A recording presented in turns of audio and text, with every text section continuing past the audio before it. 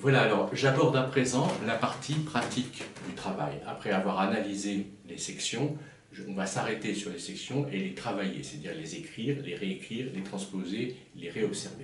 Il ne s'agit pas pour moi de refaire l'analyse qui a déjà été faite. Donc je considère ici cette première section de la première grande partie. Nous avons bien 4 sections que j'avais déterminées, A, B, C, D. Là, il s'agit bien sûr de la section A.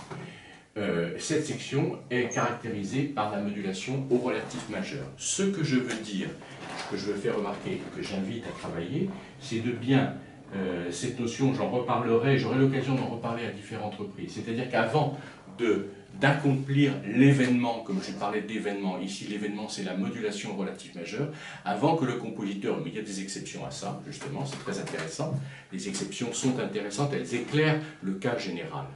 Ou inversement, le cas général est éclairé par les exceptions. Ce que je voulais dire, c'est qu'en général, donc, avant que l'événement se produise, l'événement est ici, c'est-à-dire la modulation relative majeure. Avant ça, le compositeur installe ou réinstalle la tonalité.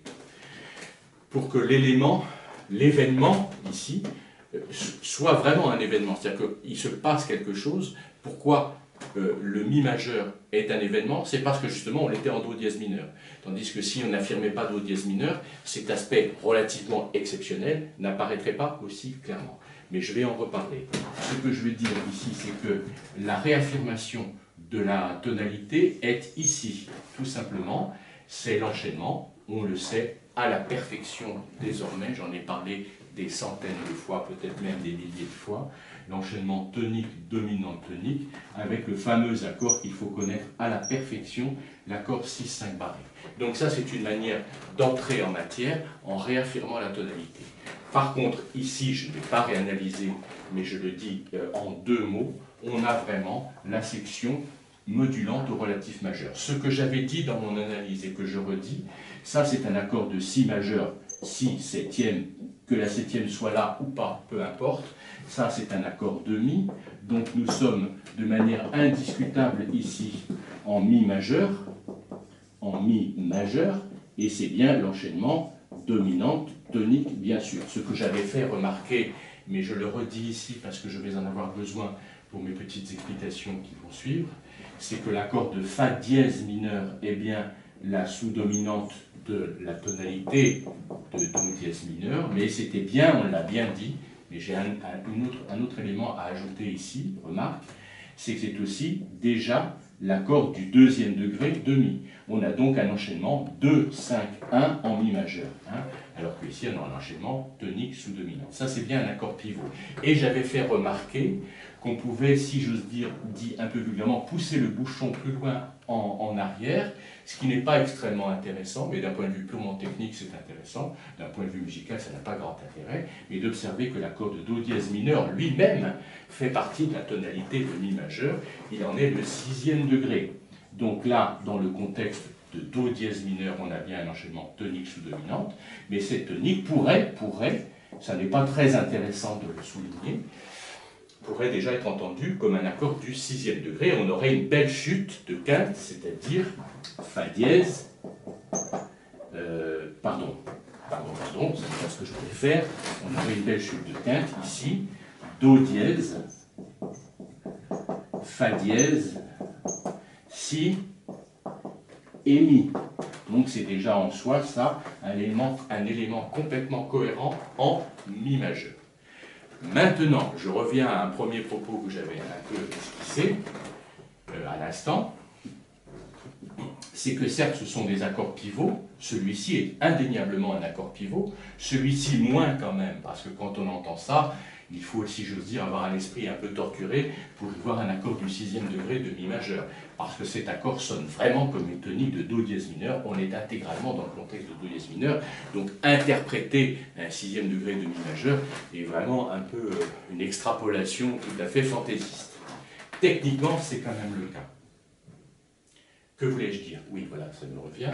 Ce que je voulais dire, c'est que si j'étais en Mi majeur dès ici, cet accord, ça je tiens à le faire remarquer, c'est une petite remarque, ça n'est pas absolument fondamental, c'est le cas de le dire. cet accord de Fa dièse mineur aurait plutôt été un La chiffré 6 à la basse. C'est ça qui est intéressant à voir.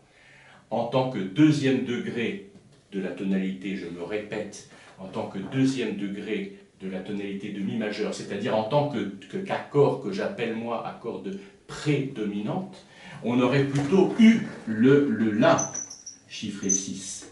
Or, on a le Fa dièse, état fondamental, qui montre qu'à ce stade-là, cet accord participe quand même au contexte précédent. Il participe plutôt du contexte précédent que du contexte suivant. Voilà, c'est ça que je veux dire. Mais, encore une fois, c'est bien un accord pivot qui a les deux fonctions. Voilà. Alors, ce que je veux dire, c'est que ça, premièrement, premier travail, je vais le faire ici, mais je ne vais pas développer trop parce que, encore une fois, mes vidéos dureraient des heures et ce serait peut-être un peu inutile. Chacun doit mettre la main à la pâte, bien sûr. Ce que je propose de faire, c'est cet élément-là, et peut-être même ce simple élément-là. Donc c'est extrêmement simple. Do dièse mineur, Fa dièse mineur, Si majeur, Mi majeur. Les enchaîner, l'enchaîner, le retravailler, le réécrire de mémoire, le rejouer de mémoire. Maintenant, ce que je voulais dire, c'est que en musique en général, mais pour beaucoup d'autres choses, si j'ose dire, dans la vie en général, par exemple dans le domaine des couleurs, prenons par exemple le domaine des couleurs, la couleur blanche, je ne dis que des évidences, absolument des évidences évidentes. C'est que le blanc n'est vraiment perçu comme blanc que quand il est à côté de couleurs qui le mettent en valeur. S'il y a des éléments sombres à côté du blanc, le blanc paraîtra particulièrement blanc. Si le blanc est entouré de blanc, sa caractéristique est moins évidente. Il en va de même pour la musique. Par exemple, un motif en mineur paraît particulièrement mineur quand il a été exposé en majeur précédemment. Donc on entend très bien le caractère sombre du mineur quand il succède au majeur, etc. Tous les éléments de la musique peuvent être comparés, mis en relation avec leur contraire pour mettre en valeur leurs caractéristiques. C'est le cas ici. C'est le cas ici. Je vais donc enlever mes écritures pour suggérer, et je vais le jouer à l'instant, dans quelques instants, pour suggérer l'autre écriture qui aurait été possible, l'écriture où il n'y aurait pas eu ce que j'appelle un événement, c'est-à-dire cette écriture-là. J'avais accord de tonique, je ne change pas, accord de dominante, chiffré 6-5 barré, accord de tonique, accord de sous-dominante. Bien, voilà. Si Beethoven, à cet endroit-là, n'avait pas modulé à Mi majeur et qu'il était resté en Do dièse mineur, qu'aurait été l'écriture ici? Voilà, c'est ça que je pose comme question. La réponse est extrêmement simple, bien sûr. Mais quand on l'écrit, ce que je vais faire, et qu'on le joue, et qu'après on joue la modulation en Mi majeur, si j'ose dire, on apprécie beaucoup plus cette modulation en Mi majeur, parce qu'on entend ce que c'est qu'une version qui n'aurait pas modulé. Je suis un peu lourd parce que je me répète, mais c'est pour bien me faire comprendre, j'espère que c'est le cas. Donc ici j'aurais eu tonique, dominante, tonique, sous-dominante, bon j'enlève ce petit élément là qui ne me sert à rien pour l'instant, sous-dominante, je continue ici, dominante, quartet sixte, pourquoi pas, je reprends quartet sixte, septième de dominante, quartet sixte, septième de dominante, puis tonique. Il est donc très intéressant, c'est ce que je veux dire et je me répète, de jouer un texte qui n'est pas le texte, qui est Do, Si dièse, chiffré 6-5, barré bien sûr, Do dièse, Fa dièse, Sol dièse, Do dièse. Une fois qu'on a bien ça dans l'oreille, qu'on l'a écrit complètement, ce que je vais faire ici, mais je suggère à tout un chacun de faire l'écriture ici, et je donne en quelque sorte la réponse à l'exercice, le mot est un peu fort. Donc on écrit, on joue, on mémorise, on réécrit, et après on compare avec le texte modulant. Et ça c'est vraiment intéressant. Donc avant que je le montre au clavier, j'écris tout simplement. Donc j'ai bien Do, Sol, Do, Mi, avec 4 dièses à la clé, Si, Sol, Ré, Fa, Do, Sol, Do, Mi, le même accord, Fa, La, Do, Fa, Sol, Do, Mi. Alors je fais remarquer, évidemment, on passe de là à là, peu importe, je pourrais tout réécrire, mais c'est un peu fastidieux. J'ai bien Fa, La, qui se referme sur l'octave de dominante. On est bien d'accord, hein? De toute façon, on sait très bien enchaîner, on sait très bien faire. S'il y a le moindre doute, il faut le travailler. Il s'agit bien sûr de l'enchaînement sous-dominante-dominante. Ici, avec une carte et sixte. Mais je suggère également de ne pas faire de carte et sixte. On va faire les deux versions, avec et sans carte et sixte. Donc, le Fa descend sur le Mi, le Do reste Do. Et puis, j'ai la réalisation de l'accord Si dièse. Le Do descend sur le Si dièse, la carte descend sur la tierce. Ici, peu importe, je ne remonte pas par rapport à Mi pour ne pas troubler. Et la sixte monte sur la septième. Voilà. Et j'ai bien sûr la résolution de l'accord de dominante vers l'accord de tonique. Les deux mouvements obligés sont bien ici. On est bien d'accord. Je suggère, j'avais dit que je le réécrirais, je ne vais pas le réécrire. Je suggère d'écrire aussi tout simplement part de carte et sixte ici. C'est-à-dire faire accord de Do dièse mineur, accord de Fa dièse mineur, accord de septième de dominante ronde, accord de tonique ronde. Et on a donc ici, je vais peut-être pas trop gribouiller, je gribouille quand même. Quand je dis que je ne fais pas une chose, en général, c'est que je vais la faire, hein, tout le monde le sait maintenant. Il est bon de travailler ce texte, qui est le simple enchaînement tonique, sous-dominante, dominante, tonique. Je réfléchis, j'avais un petit moment, j'ai pris une partition qui ne devrait pas être loin, je vais la retrouver. Et un petit instant, j'arrive ici. Je voudrais dire aussi une chose concernant ce texte-là. Et cette réflexion concerne également, qu'on y fasse bien attention, cette réflexion que je vais faire maintenant concerne la section B et concerne la section D.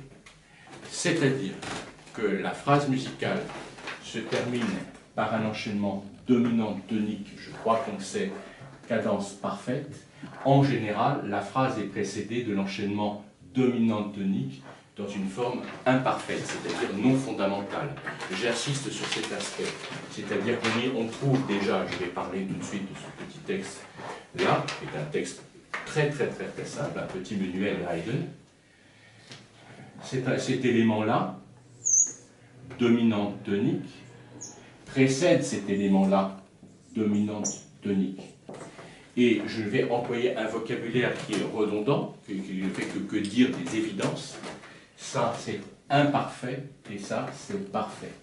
Donc en général, imparfait, c'est-à-dire non terminé, non final, et ça, c'est final, par définition et de toute évidence. Ça, c'est avant la fin, et ça, c'est la fin.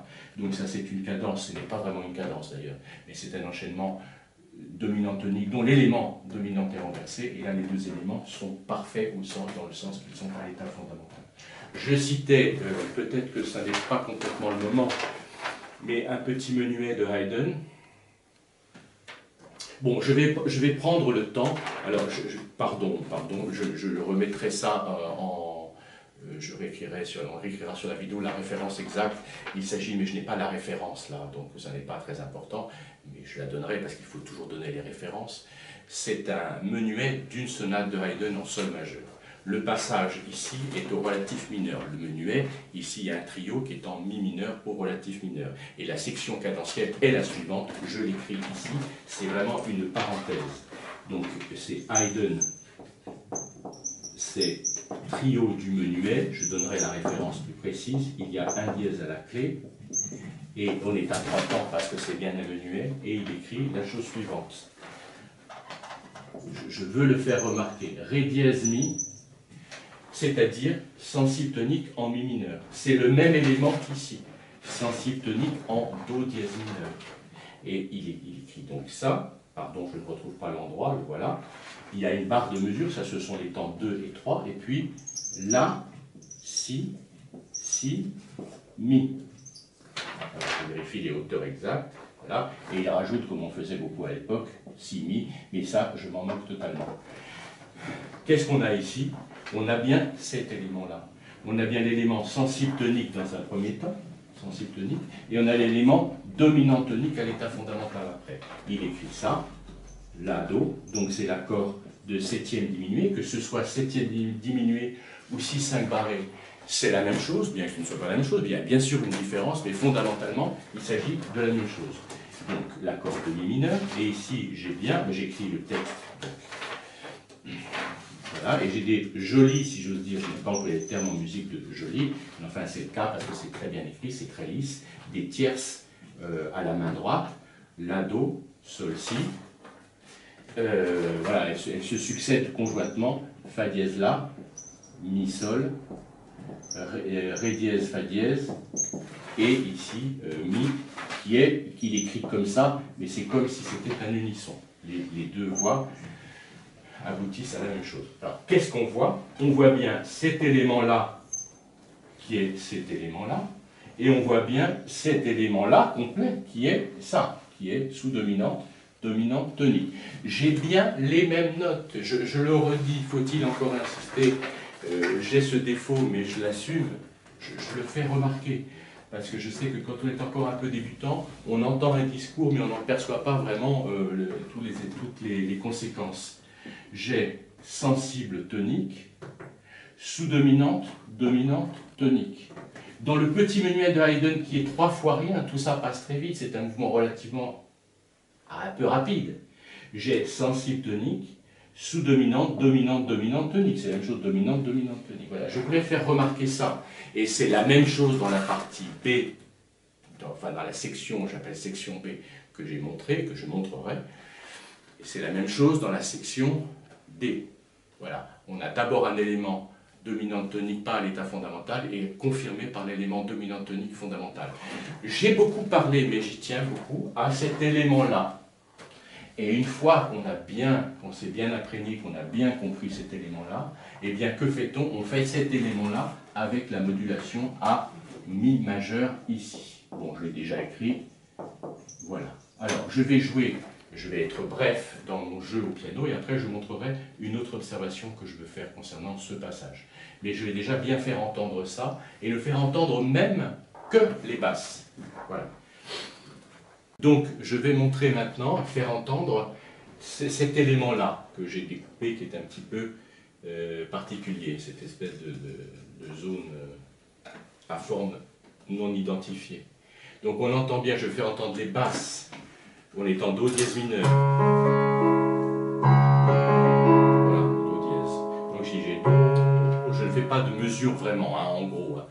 Tonique, sensible, tonique, sous-dominante, dominante, tonique.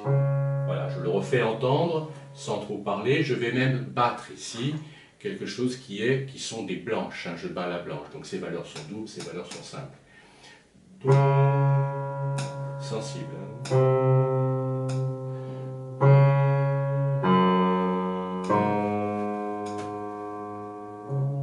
Voilà, je ne répète pas le sol dièse. Je le rejoue encore une fois et qu'on soit bien attentif à ça. Dans la foulée, je vais jouer la modulation au relatif uniquement par les basses. On va apprécier, si j'ose dire, la différence et la qualité de l'événement, comme je le disais. Donc.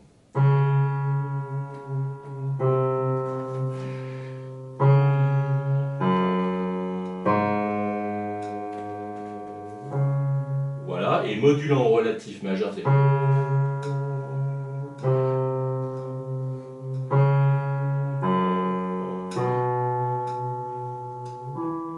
C'est très intéressant, après avoir entendu le maintien en do dièse mineur, d'entendre la qualité, le côté un peu d'éclairage vers le relatif majeur.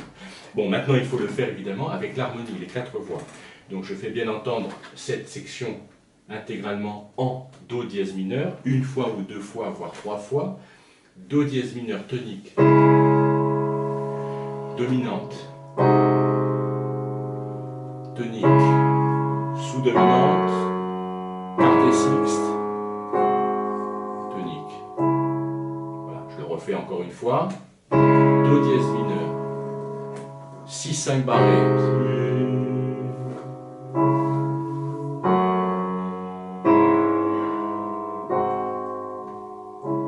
Voilà, et immédiatement après, je fais entendre la modulation.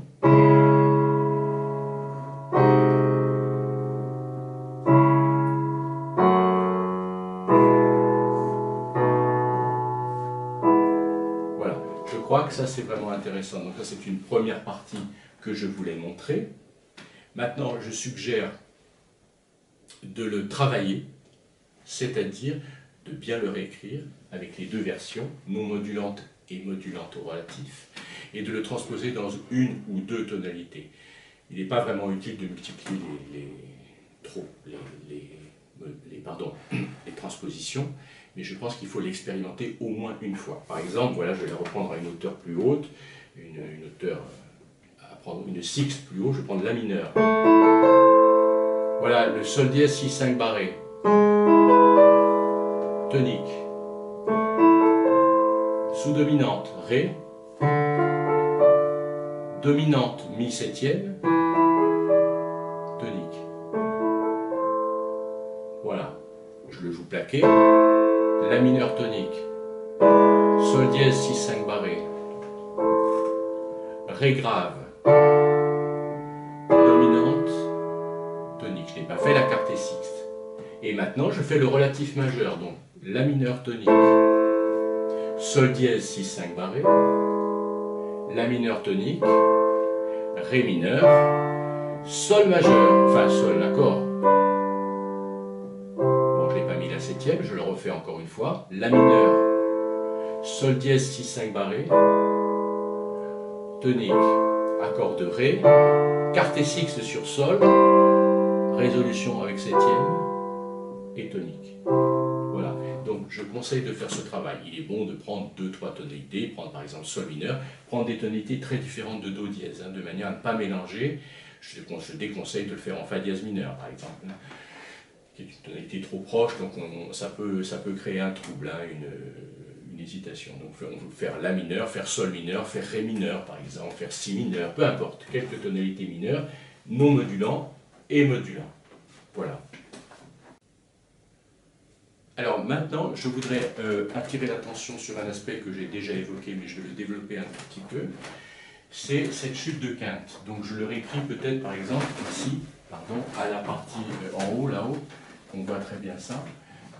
Il s'agit bien de l'accord de Do dièse mineur ici, puis de l'accord de Fa dièse mineur, puis globalement, même s'il y a une septième, de l'accord de Si majeur et de l'accord de Mi majeur. Donc on a bien une chute de quinte.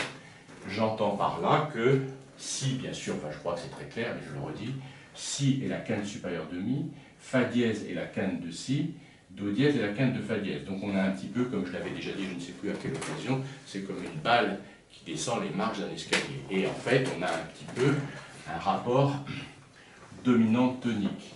Ça se serait, ça n'est pas le cas, parce que l'accord est mineur. Mais ça pourrait être la dominante de la dominante, et ça pourrait être la dominante de la dominante de la dominante. Voilà, il y a donc un enchaînement. Alors, je propose juste à titre d'exercice de faire ce que je viens de dire, c'est-à-dire de transformer ces accords en dominante de l'accord suivant. Donc la vraie tonique, c'est celle-ci. Celle-ci n'est pas susceptible d'être dominante, c'est la tonique, c'est le ton de Mi qui est imposé, la tonalité de Mi majeur qui est imposée. Mais ça, c'est bien la dominante de Si. Je suggère de transformer cet accord en dominante de la dominante et de transformer cet accord en dominante de la dominante de la dominante. Ça fait, je fais exprès de le dire comme ça, évidemment. Donc je montre ici, je réécris le texte. Très brièvement, je ne vais pas insister trop, je remets bien mes 4 dièses à la clé, Fa, Do, Sol, Ré, Fa, Do, Sol, Ré, et j'ai bien ici mon accord de Do dièse mineur, que j'écris cette fois-ci en noir.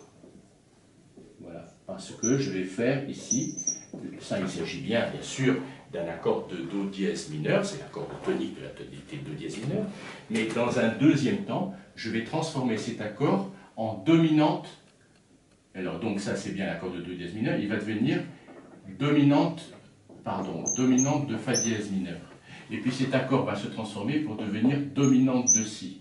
Et cet accord est vraiment dominante de Mi. Voilà, à chaque fois, c'est la dominante de la tonalité suivante. Ça n'est pas vraiment une tonalité, c'est un emprunt bref. Voilà.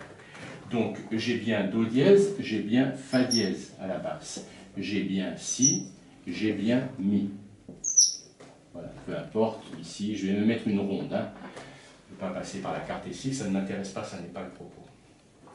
L'accord de Do dièse mineur, j'en profite pour le dire, un accord de tonique mineur, donc un accord mineur, pour devenir dominante d'une autre tonalité, de la tonalité suivante, doit subir deux transformations, je l'ai souvent dit. Les deux transformations, c'est que l'accord doit se majoriser dans un premier temps, la tierce mineure doit devenir majeure pour être la nouvelle sensible, d'une part, et d'autre part, la septième doit apparaître. Voilà. Donc, je ne vais pas tout redévelopper. Cet accord de Do dièse mineur doit donc devenir dominante de Fa dièse, donc le Mi deviendra dièse, c'est la majorisation, et la quinte est abandonnée au profit de la septième. Donc ça, c'est un accord que je chiffrerai 5, et ça, c'est un accord que je chiffre 7+. Le plus indique que le Mi est dièse. Et j'arrive sur l'accord de Fa dièse mineur. On remarque une chose qui est très intéressante, et je tiens à la signaler, c'est que si je n'écrivais pas ça, cet accord intermédiaire, l'enchaînement est exactement le même. On est bien d'accord, de ça à ça, le Sol monte sur le La, le Mi monte sur le Fa. Là, le Mi monte sur le Fa, le Sol monte sur le La. Mais là, le Sol passe par le Si, et là, le Mi passe par le Mi dièse. Mais autrement dit, rien n'est changé fondamentalement. De la même manière, cet accord que je chiffre 5, qui est l'accord de Fa dièse mineur, va se transformer en septième de dominante de la tonalité suivante. Donc la tierce sera majorisée, ici, au ténor, de la même manière que j'avais tierce mineure puis tierce majeure au soprano, Mi puis Mi dièse, j'ai ici tierce mineure puis tierce majeure, La puis La dièse au ténor. Ensuite, quelle est la quinte de l'accord? C'est le Do dièse, qui va monter sur le Mi bécard. Et je précise bien bécard, bien sûr, puisqu'il a été dièse précédemment. Le Fa reste Fa. Les deux mouvements obligés, de la même manière qu'ici, les mouvements obligés étaient ici, les deux mouvements obligés sont ici. Le La dièse monte sur le Si, le Mi descend sur le Ré.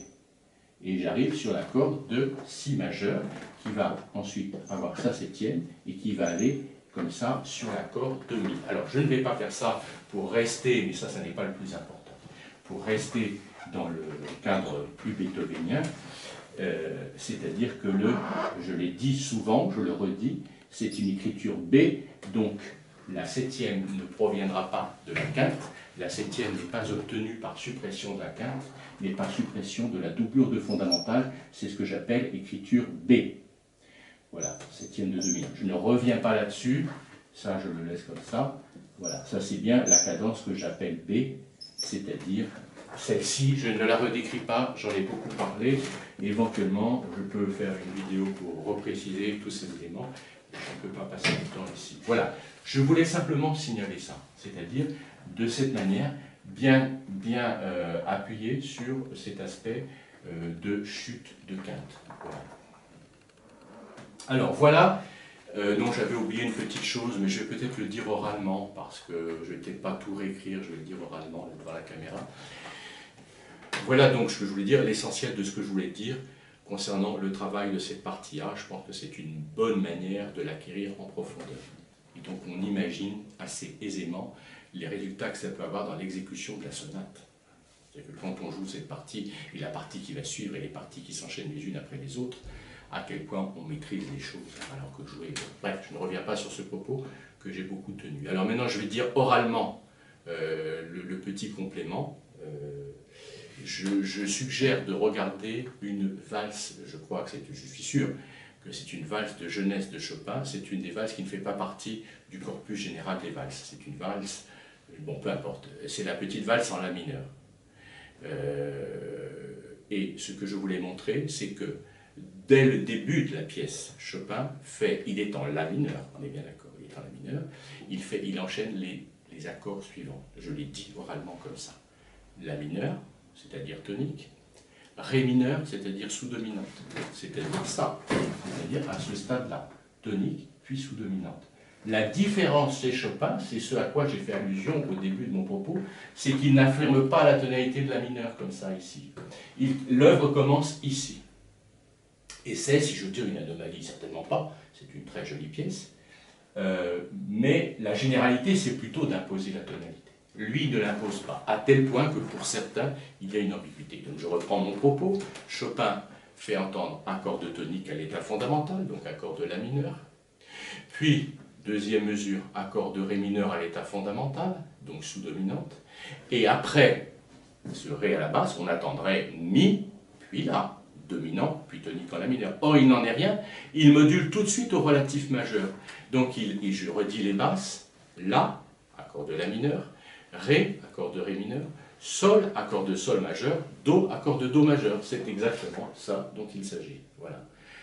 Tous les éléments sont à l'état fondamental.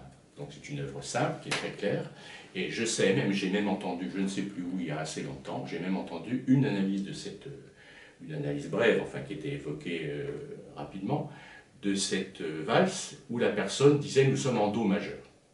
Alors franchement, ça n'est pas vrai, on n'est pas en Do majeur, on est bien dans La mineur, la valse se termine bien en La mineur, on n'est pas en Do majeur. Mais je reconnais qu'il y a une petite ambiguïté, dans la mesure où la tonalité n'a pas été affirmée comme ça.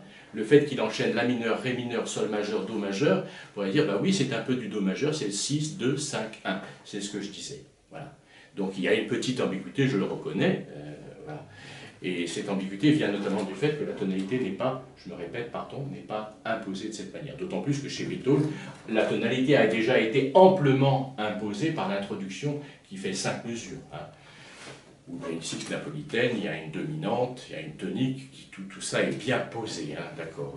C'est particulièrement posé donc ici chez Beethoven. Voilà. Donc chez Chopin, ça n'est pas posé du tout, d'où cette petite ambiguïté. Et je signale, il est intéressant de regarder les œuvres qui n'imposent pas la tonalité ou qui l'imposent peu. Ce sont en général ce que j'appelle des œuvres un peu impatientes, c'est-à-dire que le compositeur est tout de suite, comme on disait, c'est un terme un peu savant, pardon, en latin, in medias res, c'est-à-dire tout de suite dans le propos, tout de suite dans l'action, si je veux dire, sans avoir posé le décor. Voilà. Bon, je crois que ce petit travail est intéressant, je conseille de l'approfondir.